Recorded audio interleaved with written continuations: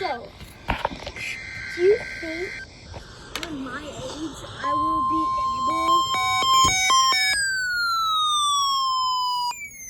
What is going on? Wait, so did you break it? This is a test of the NOAA radio warning device. During potentially dangerous weather situations, specially built receivers are automatically activated to warn of the impending hazard. Tests of these receivers normally are conducted by the National Weather Service every Wednesday between 11 a.m. and noon. When there is a threat of or existing severe weather in the area on Wednesday, the test is postponed until the next good weather day.